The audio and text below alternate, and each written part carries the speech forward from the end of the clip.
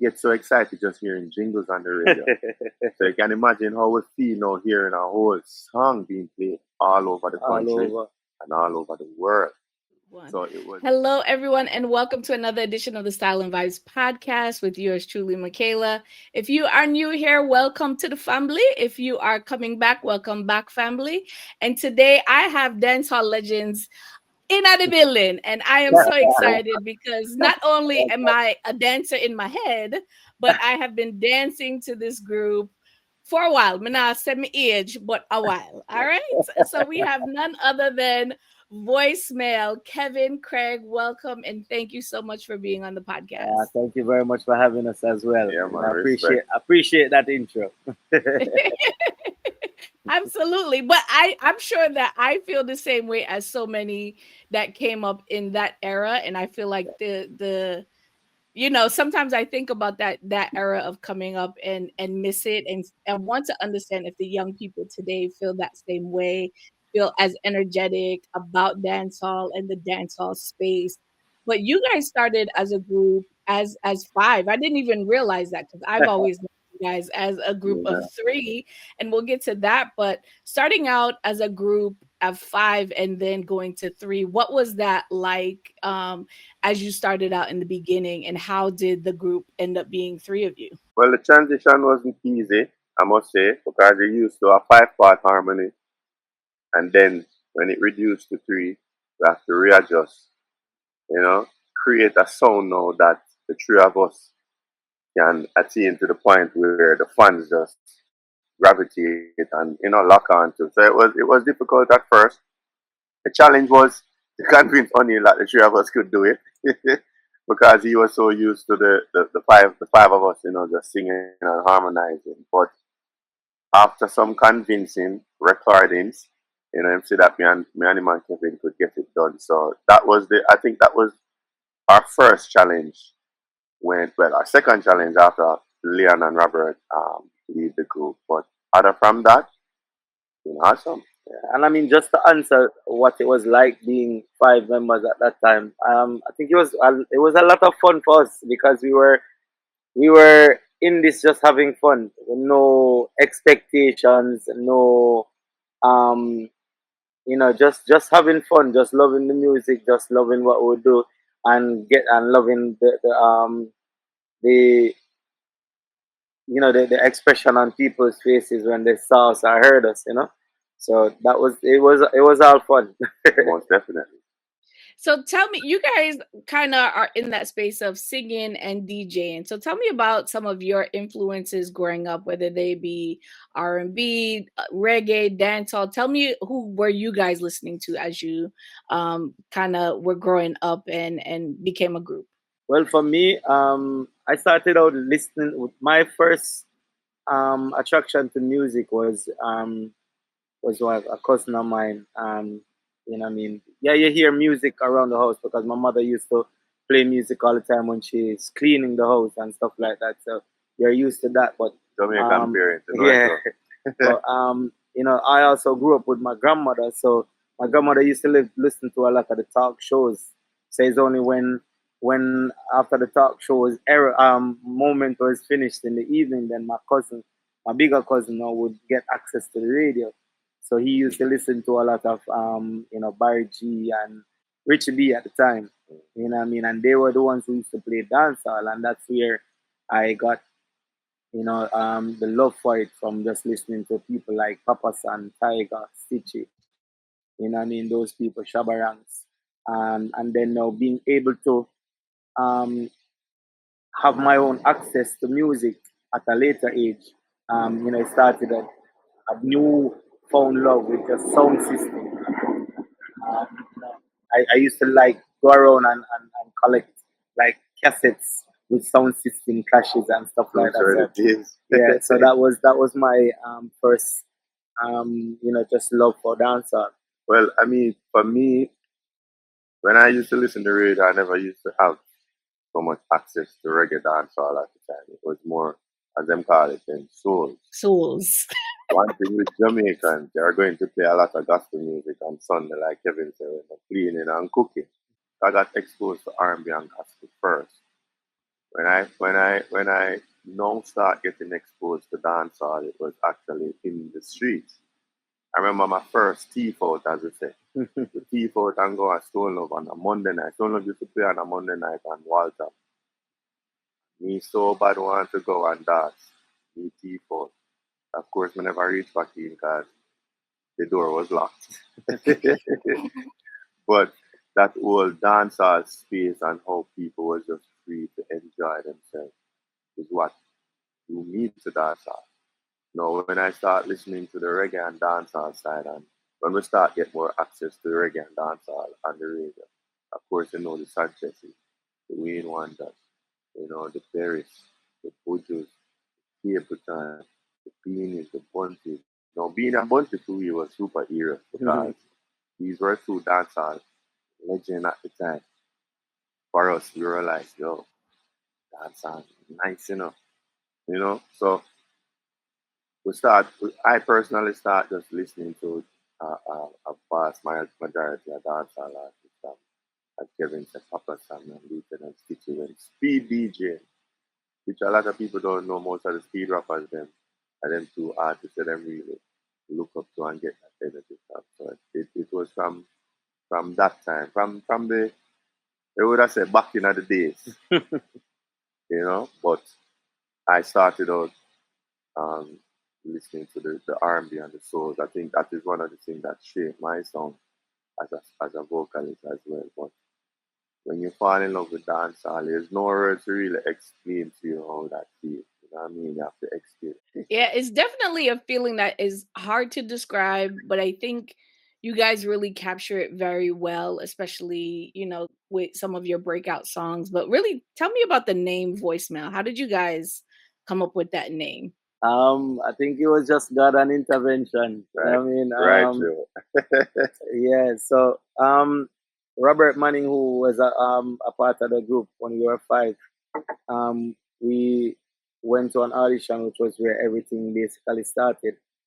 And you know, they basically said that they were looking to form a group at the audition, and Robert just jokingly said that we were a group, which was himself, me, and Leon. And they said, "True," and they asked what was the name, and just like that again, off the top of his head, voicemail, and that was it. There was no sitting down at no table and say, "All right, what we're gonna name ourselves." There's none of that. Everything was just spontaneous, like right there on the spot. But the partly I said, yeah, that can't work. That can't work still. Yeah, because at the time, the whole voicemail thing was just coming in. You know what I mean? Well, in Jamaica, that is. You know what I mean? Yeah. So it was a fresh name. You know what I mean? It was fresh and it was relevant at the time. You know. You kind of spoke about your getting into dancehall. Uh, Probably one of the singles that you're known for, "Wedding Time," was inspired by Bogle. I want to make sure that how To be did honest that with you, kind of Wedding come about? Yeah. Wedding Time was inspired by Danny Champagne. Yeah. Danny Okay. Champagne, rest his soul, was just a genius if you ask me, because at the time I never really understood what he wanted to do initially. After I see how into it he was, I was like, no man, Danny really, really want to get this done. So I was at the house at the time, just gallivanting as I usually do in the studio. And I saw some books. So me with my fast self take up one and look like poetry. So I end up liking one of the poetry and, me just humming melodies and I sing. And I say, yo, this body. The time he overheard me, I was like, yo, you can do that? I say, yeah, man. So he started giving me other books with poetry that he wrote. Right. So being there doing all of that, him just come out and say, so I want to do a song with you guys and both. I say, yeah? He said, yeah, I want to do a song with you guys. No. At this time, voicemail was singing all boy band songs and I think nothing but alright, we're gonna do a dance song. So Danny, if you ask me, was the genius behind Wedding Time, We all came together, Bogo, Pauline Deliram, created everything I started creating at Danny's house, and then when we reached at a point, Danny said, let's go to Big Yard," and that's where all the magic was. Yeah, I mean, we can say that the moves, well, most of the moves that were spoken of in the song were inspired by Bogle, For you know. sure, for sure. So from that angle, yeah. So tell me about the success of that record in particular and how it kind of put you guys on a trajectory of doing more dance inspired songs throughout your catalog. Oh That wow. seems to be like what you guys are known for. Was that a conscious decision or it just kind of No, happened it that way? wasn't. It just kind of happened. Like I Yeah. said to you, we were just singing our R&B stuff as a group, because boy bands at the time was just really huge. The Hmm. Instinct, the Backstreet, the Boys to Men, you know. Hmm. So when this come into play now, this is the universe smiling, say, "Oh, they can go and do and I do. We have a nice plan to put." So it wasn't planned. It just happened, and it was an amazing. The energy from that success um, of Wedding Time was just overwhelming. We this song got so big that I never expected it. I don't know Kevin T, but I None personally of us wasn't expected expecting it. it. Yeah, none of us expected it. And how huge it was. That song played every second of every minute and every minute of every hour. People was like, you every turn return. Here's some young men who get so excited just hearing jingles on the radio. So you can imagine how we feel now hearing a whole song being played all over the All country over. and all over the world. So And it not was only that, even just walking into a dance and seeing dancers like grabbing, like exactly. dance, like busting out to your song, like that. What is that like? I mean, it's an unexplainable feeling, actually. It is. It is an unexplainable feeling. You just know that I will try and explain, but there's no way to explain it. That's It's just just an that's a fact. overwhelming feeling, to be very honest. Yeah, I was just doing the wacky dip over the weekend at somebody party, so like I think that standing the test of time is our is part of your catalog and making Mhm. people dance and finding enjoyment. But as I Feel good, mentioned, feel uh good. yeah, We enjoy making people feel good, and to see 21 years after 21 years, where the time is still like a new song whenever it plays. It just shows that the love and energy that was put into our music still. So I think personally that is what sustains our music and us as a group. We genuinely it wasn't fabricated or we just say, yo, we're gonna try it. It was really, really us having fun. it brings that fun element to dancehall. And you spoke about groups, and there weren't too many at the time. Internationally, yes, but I think you guys and maybe TLC are the only two groups that I've known in this realm who have had a member pass and then decided to just be a duo. Like, what was that like, having your friend, family member, band member pass, and then even before that, experiencing the loss of Bogle? Like, I feel like you guys have had some loss even from your five to your three. Now, you know what I mean? Like, what that grief Yeah, probably is something people don't really think about. there's always a saying that time heals all wounds, but I don't believe that. What time does is teach you how to live with it. You know, yes, you can heal from a situation, but the scar is still going to be there.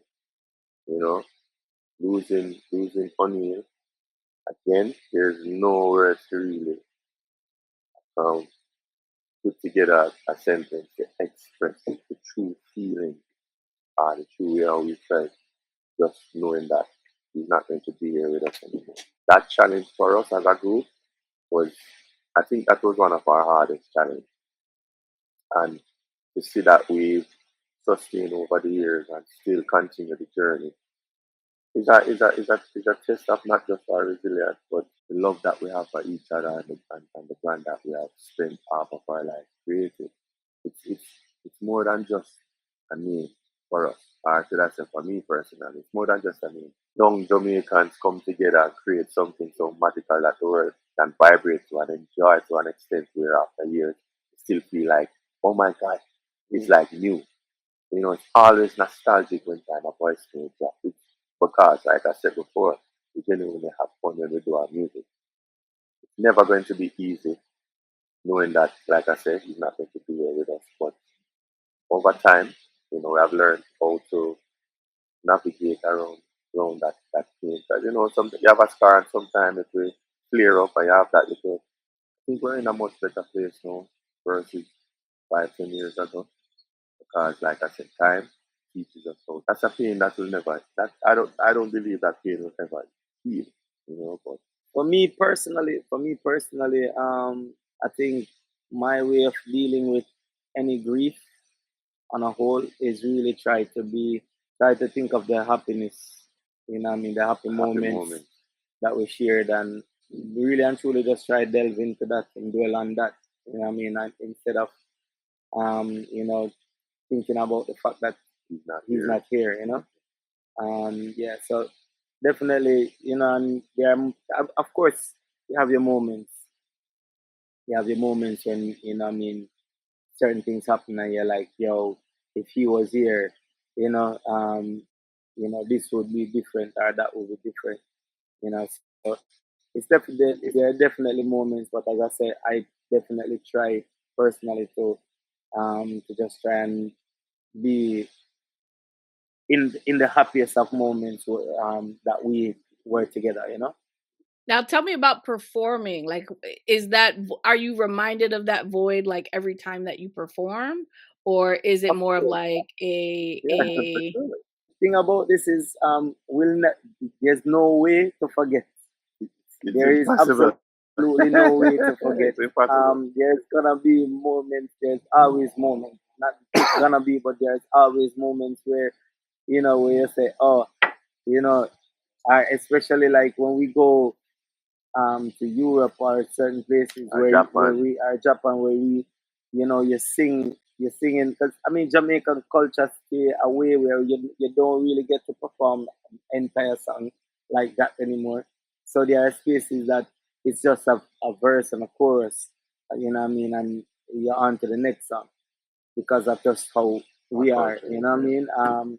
But when you go outside and then his verse come in and those little things remind you, and then you'll go back to certain places and you remember, oh, you know, what it was like being there as three, you know what I mean? So it will never be, you'll never, as long as we are in this group, and as a matter of fact, as long as we're alive, That's I it. don't think we'll ever, there'll ever be a time where you forget.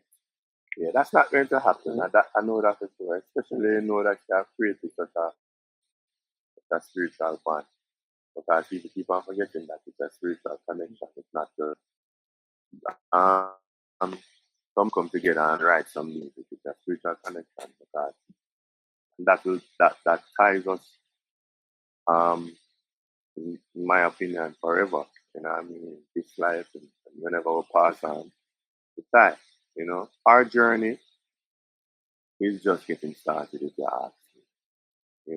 Because the saying is you learn when time you're young, you put to use what you learn, and then after all of that, then you share all of that. So what we're doing right now, we still a learn. We learn enough so far, but we still a learn. So if you ask me, our journey just continues. So that's why we're in the evolution stage of voice music. We'll never will never be just it will never just be music. and I think about you mentioned the spiritual connection that you guys have as a group. We don't see a lot of groups coming out of Jamaica. Do you think I don't. what are your thoughts? What are your thoughts around that? I'm like, well, now that you said that, maybe Everybody, nobody's connected. Everybody's being it themselves. might be a reach, but I guess everybody's just self-centered and just a worry about them. Yeah. To an extent, it's not. You can't fight an individual to say, yo, me I deal with because self-preservation is always a big fight. But where is the unification where you can come together and create something magical? Like I said, it's not always just about you. You know what I mean? I don't think legacy is about, just me and your focus. No. I think legacy is about what are you going to do in our earth or when time you pass. If you realize when funeral are going on, then talk about the person, them not really talk about the body, no. They don't. They just talk about the good. So we're not gonna do everything right because we're not supposed to. We don't know everything. So do as much good so you can sustain you when you're not here anymore. So that's how we look at it personally. Now I was just saying, it's just maybe the time is just not there for it right now. You never know. Maybe some more will pop up, you know. You never know. You mentioned Japan and performing in Japan and Europe and the differences there, but you guys have had a entire album just released in Japan. Like, what was that like releasing an album just for one market? And would you ever like consider doing that again? Yeah, man, of course we release more music just for Japan. Listen, Japan was an experience that Kevin I gonna give his take on Japan because listen, that's a different world in itself. You know what I mean? How it I never know it feels to be a king. As in, yeah, me know I'm a king. But when you go to a total different culture and to see the way how they express the love that they have for you, it's a different kingdom. It's a different kingdom. So Japan was just exceptionally awesome and still is one of my favorite places outside of Jamaica. Japan. Releasing the albums there is really based on just their appreciation of the music, And the and we culture were and the culture. Um, they there was a company that just thought that voicemail was the um baddest thing. was something worth, I mean, investing time and currency in. And they signed us to releasing some to a distribution deal over there. We got to Pony Canyon. All the time. And it was to date, it has been one of the best opportunity and decision, and also not just that from our side, but it was one of the best experiences in terms of being an artist, having things structured, their rollout, their build ups, the way they went about, promoting us over there.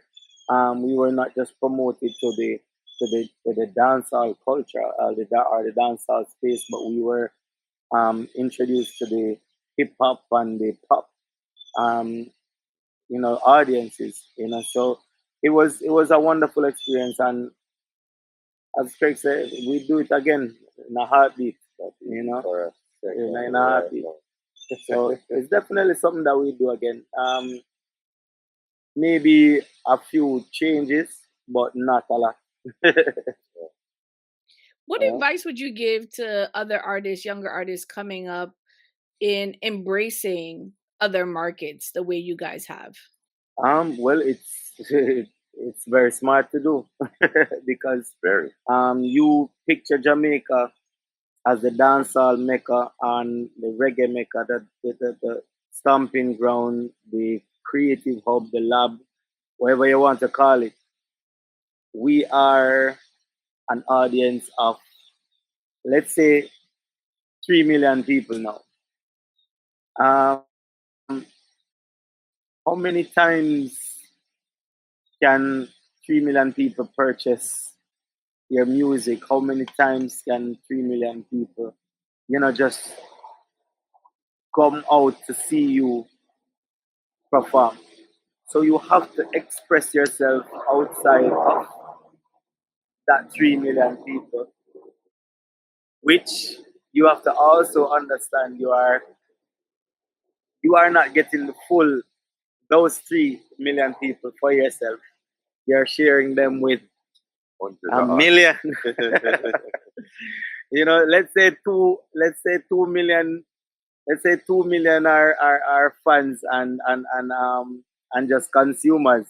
There's 1 million that is artists that not consuming nothing, but they're probably their own, or So you have to think outside of that space. You have to try and get your music to a wider audience, to the world at large. You know what I mean? So it is for you to get up and say you're going to do music for Jamaica, then you really have to just love music and not in it to be a career or to expand. You have to just say, all right, me just love music. I'm do not doing it some in my spare time, man. Yeah, that's the only reason why you'd want to stay. I want your music to stay in Jamaica. Well, if you ask me, it's super important to align yourself. And aligning yourself, that like I said, the greatest, the best advice I've gotten, one of the best advice is that the best blueprint is history. History has taught us that aligning yourself is always going to be the right thing. No millionaire or billionaire is a millionaire or billionaire by themselves. They align themselves. So every artist, whether you're young, medium, or large, you should always expand. You should always want to collab with other companies because, like Kevin said, when we were signed to Tony Cannon, that's when voicemail was the most organized. Not saying that we weren't organized, but that's when we were most organized. Everything was just on point. There was a system in place for our career to move from A to B. So all the young artists that's coming up, it's not about the money. Yes, the money nice and it's going to be eventually what you're going to gain from doing the right work.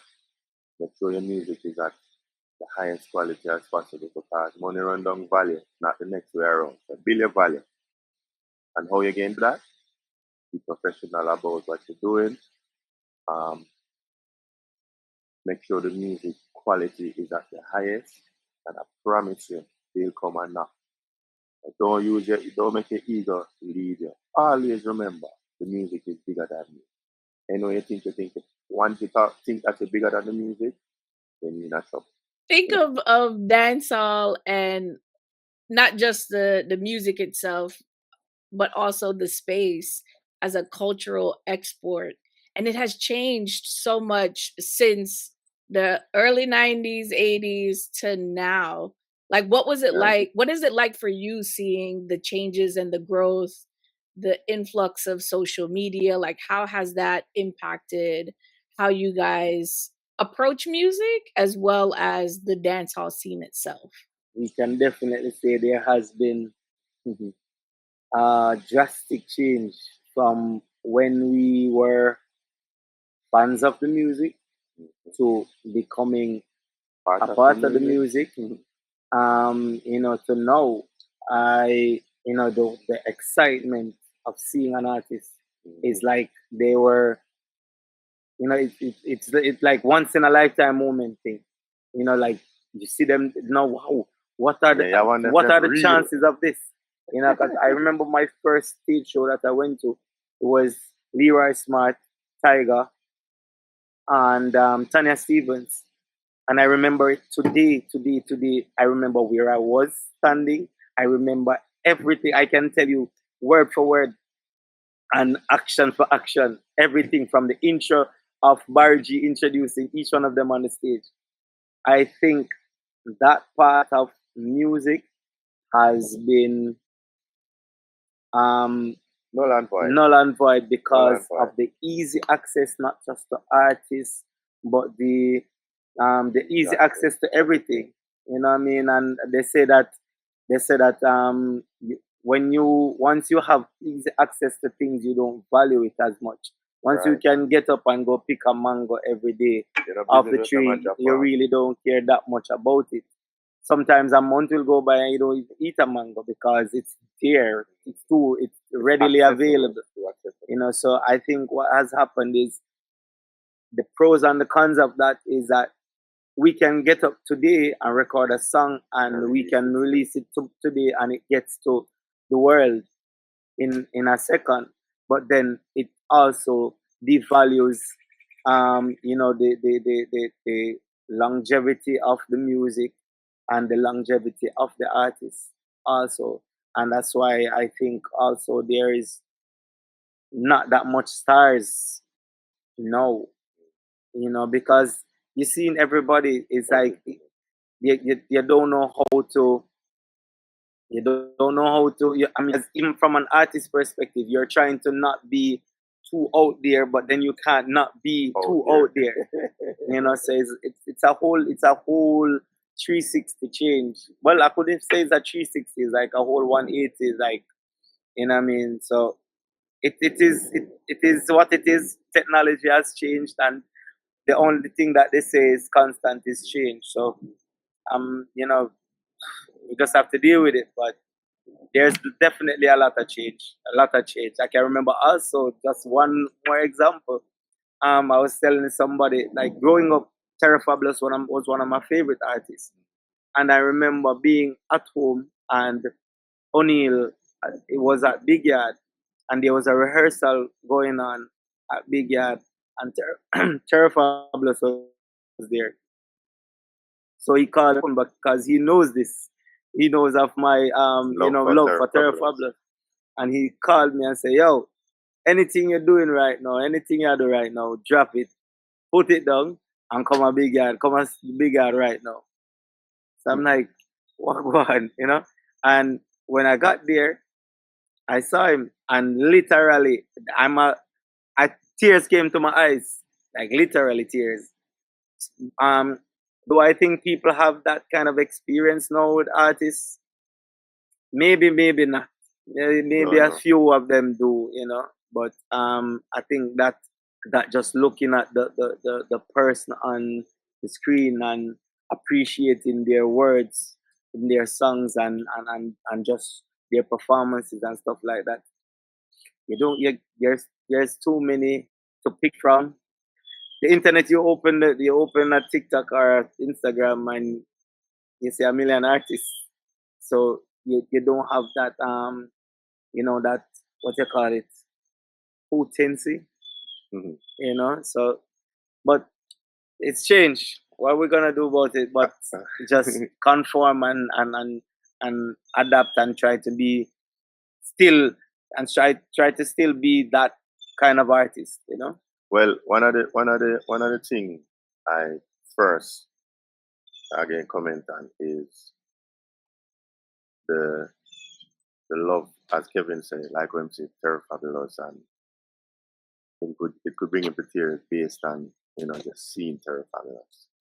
The reason why that is not there anymore, maybe we don't know. It's there and we don't know.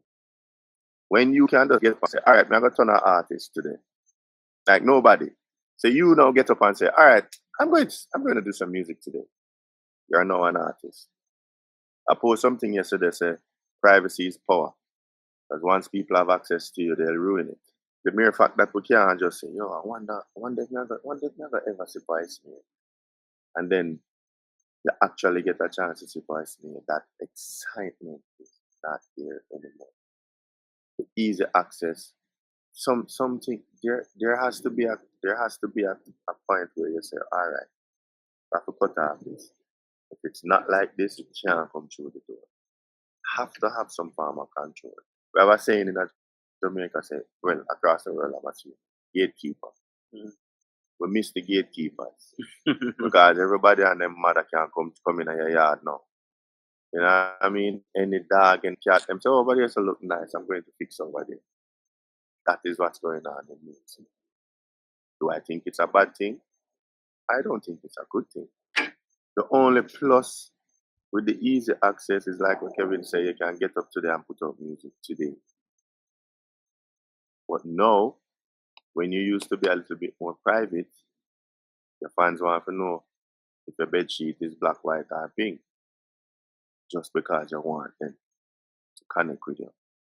I don't personally feel like I need to connect with my fans.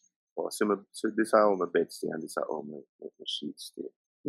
The music supposedly can do that. If you love my music, and then me, my personality, we don't our engagement, our fans, that dwindle away if you ask me.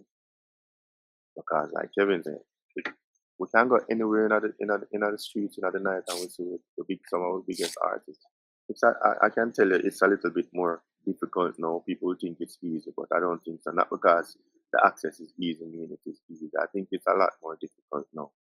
We're not creating a relationship with our fans anymore. You know, where you go buy a CD. I'm a collector, so when we come to the state, going to Best Buy was a big deal for me to go and buy an album. Everything changed, streaming changed, all of that. The physical um, relationship that you have with the artist is not there anymore. So we as artists have to work 10 times harder to build that connection with our audience. So all of the artists them who's finding creative ways to engage with them audience, those are the ones that is really winning. You get me? So I think the whole digital era that we're in right now makes music kind of difficult because now they're saying that you can't make money off of music alone. You have to be doing 10 other things. That is madness. Jay-Z, them and everybody used to just go open them car and sell them music from there. Where that is the connection with you and your fans. Do I think we can still do that? Of course. We just have to find unique ways to get back there. Not saying we are go back, but to add that to what is going on now in the digital world. Still find creative ways to connect with our fans, to create that love that our fans organically used to have for, because who I put a post up on wall in the more of them favorite artists. That not happening. When you grew up, who used to be your favorite artist? So you put up on your wall in the community, that's not happening anymore. So that is what I'm saying when I say the connection, the relationship between your fans and as an artist, you have to work 10 times harder to create that. In everything you have the good and everything you have the bad. Conversation that the entire music industry is having, really and truly. All I over think the world. it's not Good. unique to dancehall or reggae or any genre, because even hip hop not seeing the same, numbers that they used to. You can't put out a project where, I think it was creative, where the physical copy, you have to buy the physical copy to get the digital copy. You can't just go. Let me not say you can't go stream it. Yes, you can, but collectors, you really want it on your phone, all right, to buy the physical copy. So you have both. You have the physical and you have the digital. I'm trying to remember if you can't stream it or you can stream it. But the point I'm trying to make is what I said earlier: reconnecting with your fans, where you make it so personal to the point where, well, I have a chance album, I can cherish this. I still have albums that I don't pull yet. I still have the first Bounty Killer album that I don't pull yet. And I mean, not just only that, but even the music itself suffers from that, because Big time. The experience that you get from buying an album, you are listening to it from the first play to the end, and you will remember. I remember buying Busta Rhymes album, and having the Fugees album and hearing the skits on it, the little skits of the mad rapper, the those little things, are the Fugees album with the Chinaman, in the restaurant and say, hurry up and buy those little things. You remember those things because you have the full album just listening to, because you purchased it, and you want to hear from the beginning. So those kind of experiences with music is definitely changed. People nowadays it's just a playlist world, and they like one song from you here, and then they have like a song from that person, and they just compile a playlist of, say, 100 songs that they like, and they're all from 100 different artists. There's no real connection to you as one artist to say, yo, I love, Michaela's music. I love, and that is the you know, change. That is the I think that is the problem. As an artist, I personally think that is the problem. Can it be fixed? Well, I don't know if the generation have the patience for that. Them just want it and them want it now. yeah. Them not depend that. Give me a minute. No, I want it now. We need to find creative ways to reconnect with our community. And that I think that is what the Spotify's and all of them are trying to move to nowhere. Them are deal with community. Them are focused on the artists them will have an impactful community. Because that's the original way. That is the original way. And how are you guys kind of approaching it as a group as you continue to release new music? That is what we're doing now. Yeah. With the evolution of voice mail. Kevyn is creating a community to connect with Kevyn fans. I'm creating a community to connect with Qraig fans. Once you connect to Kevyn and you connect to Qraig and we put all of that together, that's voicemail. Mm-hmm. You understand? So one would ask why, but there's no if you ask me, there's no why. You just have to do it. You have to create that connection with your audience. We can't do this. All right, I go focus on over this alone. No, the world big, so we're on it. And you talked a little about managing the boundaries. I think you talked about access that fans have. But how do you manage those boundaries? Because I've seen one side and then I've seen the crazy side. I've seen performances where fans are just a little bit too handsy for me. But they feel entitled because they've seen a video, they've seen you do something elsewhere. But I think it's like two spectrums. Either they're two extremes. They're really too cool to talk to you, or they're like overly obsessed. Like, where do we find the middle of this spectrum? Because I feel like they're either on one side or the other.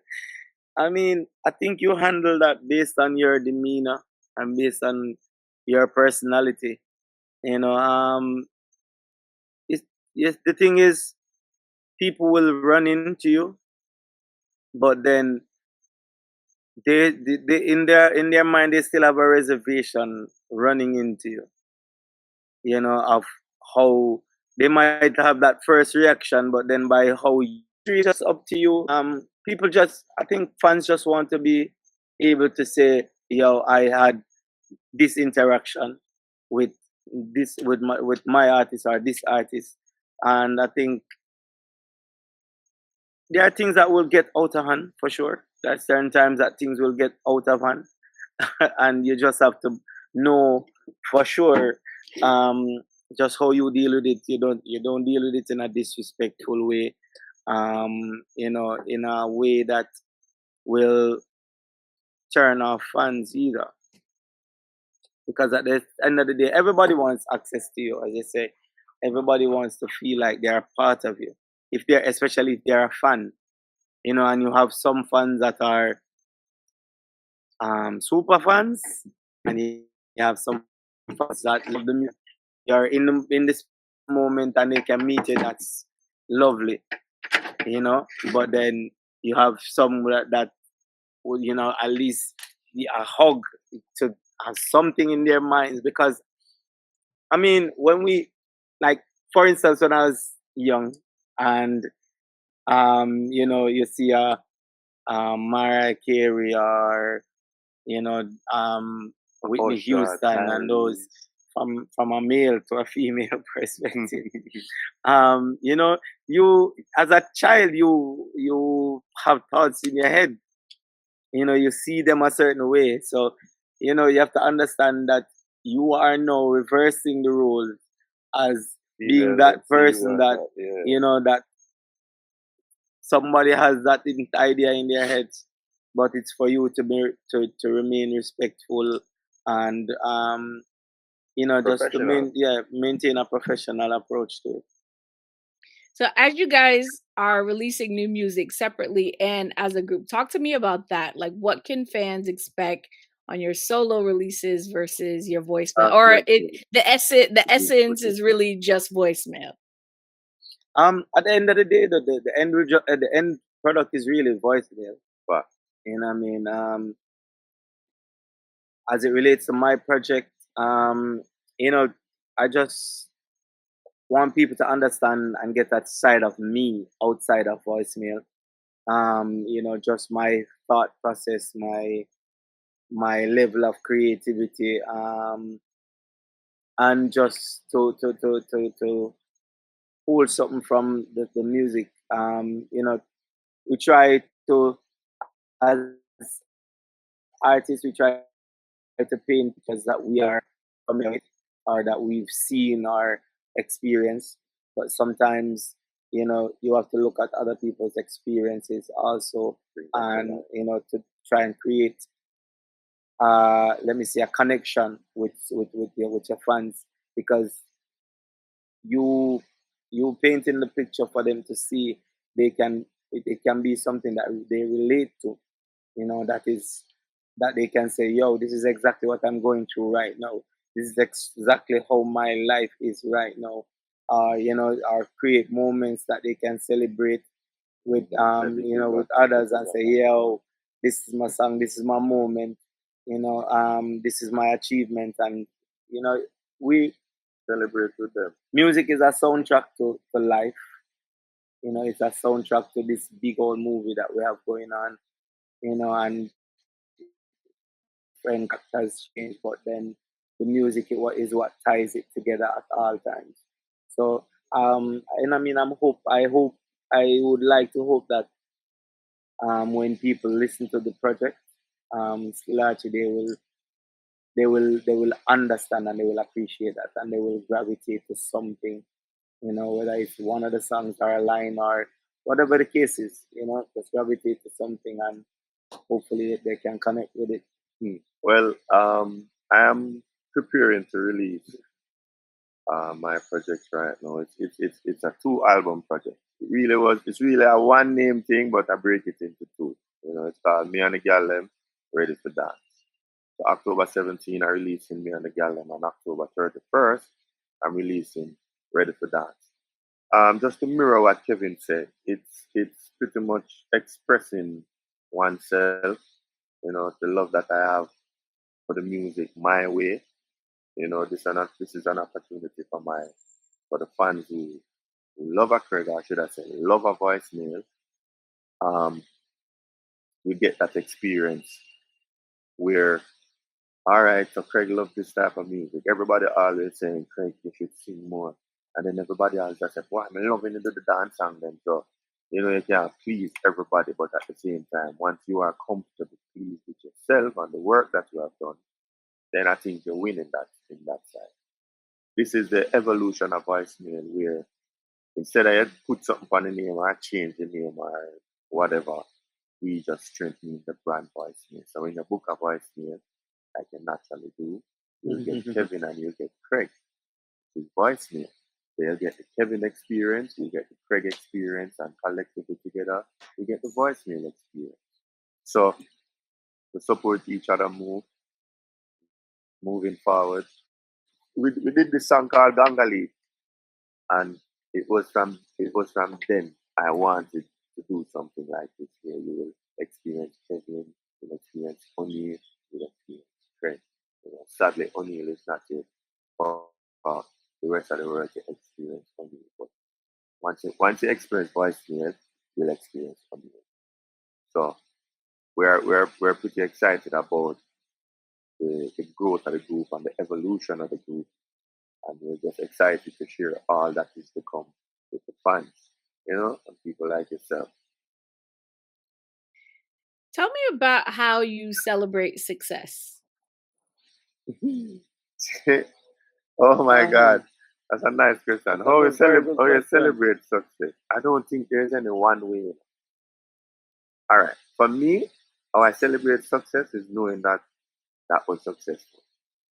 I think about from the whole idea to crafting it and putting it together, starting from nothing and watch it become something. I think that's the first celebration from just the idea. And then you manifest the idea by physically creating it, and then to see other people gravitate to it. I think that's a celebration in itself. But I don't think there's any one way to really say this is how you celebrate success, because that feeling, knowing that okay, I know this now, you're unlocking something that I don't think you can explain it with words. It's just how it feels. And I can tell you, celebrating success feels. I mean, boy, that is Yeah, so. That is such a. I love that question. Yeah. It's something that I've never ever thought about, but it's a really awesome question. And again, make that marinate a little bit. Thanks for that. How you celebrate success? That's a really awesome question. I've never thought about that. It's a really great question, and I honestly don't know how to answer it. Yeah, I tried. To be very honest, I don't know, because I think that we appreciate success, and we appreciate when things happen for us, that is good. But sometimes I really don't think that we take the time. It's always on to the next. I don't think we take the time sometimes to really stop in the moment and say, "Yo, I just achieved this," or it's wow, yeah. It is. Thank you for the question. Thank you for the question. Now I stop telling you that question is a really awesome one. I don't think we really sit in that celebrating. I think we don't celebrate ourselves enough in terms of, all right, I've just achieved something. Like Kevyn said, all right, yeah, I passed the English. I'm now move on to math. Bro, you passed English. Take a second, man. Bask in it. So big up the people who always celebrate every little thing. Because I think that's what we should do. Because those are moments. And that is what life's about. It's about moments. Because then you got to talk about, I say, yo, remember that time I did the interview, I feel like, yo, you ask one question, those are the things that you remember. Moments. I don't think we sit and give ourselves enough grace to know that, we have achieved. Boys, man, we have achieved this 26 years. We're doing this for 26 years. Our first hit song was 21 years ago. That's a big thing that we're supposed to celebrate. How do we? We don't celebrate it. I'm being honest. I don't think we have to sit for a second and say, yo, Kevyn, we have over 2 decades, We talk. And this is a nice little homework for us. We have to take a minute and celebrate the brand for experience. What Kevyn, Qraig, O'Neal, even Leon and Robert have created. Because you all created it. Them always say it's not who you start with, it's not how you start, it's how you finish. And we're not finished yet. We just a start. But please. I definitely want to commend you guys in terms of not just the legacy that you have done up to date, but going future, inspiring the next generation, and just being an example. I think is really important for people to see. And I think that you guys just sharing your journey and your inside knowledge with everyone about not just your music, but how you feel is also important. So I do think it's important for you guys to take some time. Maybe a celebration of some sorts is in order for you guys to just really like set and receive your flowers. And it's really life in general, because it's like, all right, if you are a praying person, you get up every morning and you thank God for waking you up. You thank Him for just being alive. But then you ask for stuff within your prayers, But You know, then thank, you never stop to say, hey, God, you know, thank you somebody for this. asked you for that yesterday and you give to me. Thank you. Let me thank you for this right now. We always on to the next. Like, God, I need. Can you know what I mean? It's really a great question. Believe me, I'm I telling you. promise you, is the best question Yeah. I've been asked me. I tell you. And for that, it's like what Kevyn said, the simple thing. Remember when I want boss? I'm trying. Of course, we always show gratitude and we give thanks for where we have and where we reach. But the question is, as you said, thanks to the boss. Simple as that, son. Yo, if you want boss that, thanks for boss. Because you ask for something until you get it, you answer the next. Yeah, make it sit in it and make it marinate a little. I love that question. Sorry to say it 100 times, but the question that you don't understand what that is. I receive it because I need that inspiration myself. So Yeah, man, you have provoked something that needs to be provoked, and I must say thank you so much for that. But we're gonna celebrate some more. We haven't celebrated. I promise you, we haven't. We show gratitude, yes, but yeah.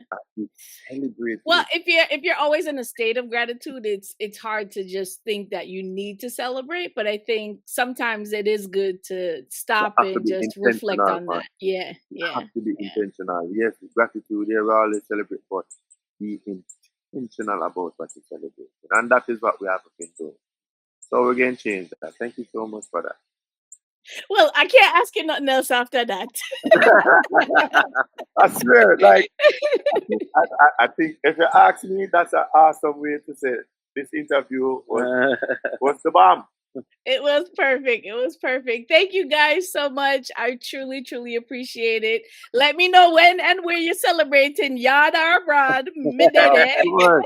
We're going to celebrate both yard and abroad, man. Yes. Thank you absolutely. so much. Thanks for the connect. Thanks for the interview. You know what I mean? Stay tuned. We'll definitely keep you updated with what's going on. Like I said, Kevyn album is out now, still out here, as you know, it's doing extremely well. You know, I'm about to release my project now, October 17th and 31st. So look out for that. And yeah, spread the word. Absolutely. And you guys are always welcome back. You guys are family now.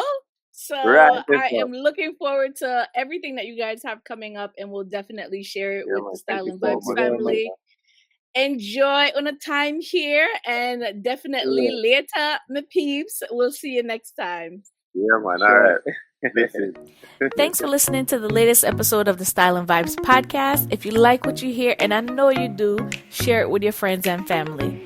If you want more, make sure you visit styleandvibes.com and follow us on our social channels, Twitter and Instagram @Style and Vibes. Until next time, later, me peeps.